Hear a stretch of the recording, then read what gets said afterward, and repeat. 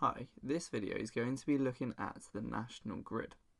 The national grid takes energy from where it has been produced to anywhere that it is needed.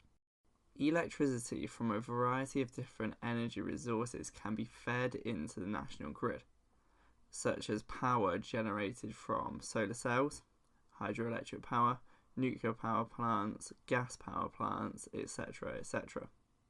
Cables are used to transport electrical energy. The national grid chooses to have a high voltage and a low current. This is because if the electricity had a high current, a significant amount of energy is lost through the cables heating up. The national grid has transformers, and this allows the voltage and current to be changed. There are two types of transformers. The first one is a step-up transformer. A step-up transformer increases the voltage to either 400,000, 275,000 or 132,000 volts.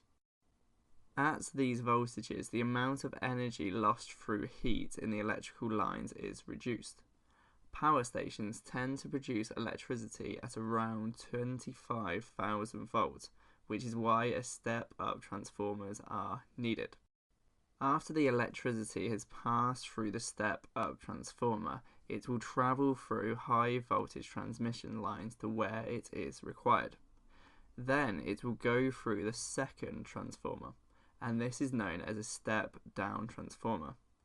A step-down transformer reduces the voltage of electricity to a safe level.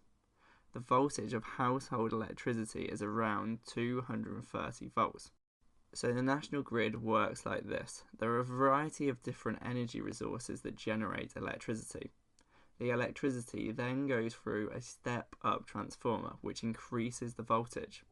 After the voltage of the electricity has increased, the electricity then travels through high voltage transmission lines to where it is required.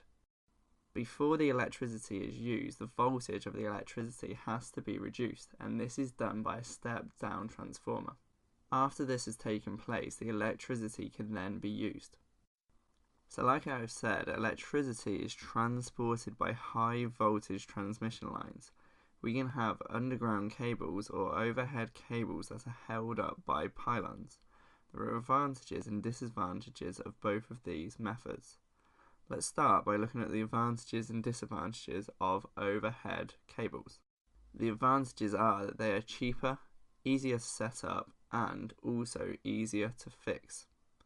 The disadvantages are that they look ugly, they can be affected by the weather, i.e. blown over in the wind, or trees can fall of them, and they need a lot of maintenance. The other way that we can transport energy is through underground cables.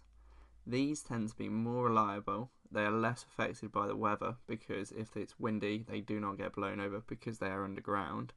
Also they require less maintenance and they are unseen, so there is no visual impact.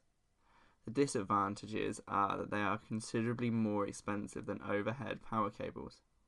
They are also hard to access if there is an issue because you have to go underground and see where the issue is and then fix that issue.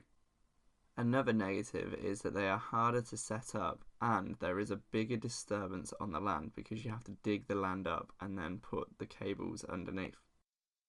For more videos, content, quizzes and past papers, go on to www.elevise.co.uk.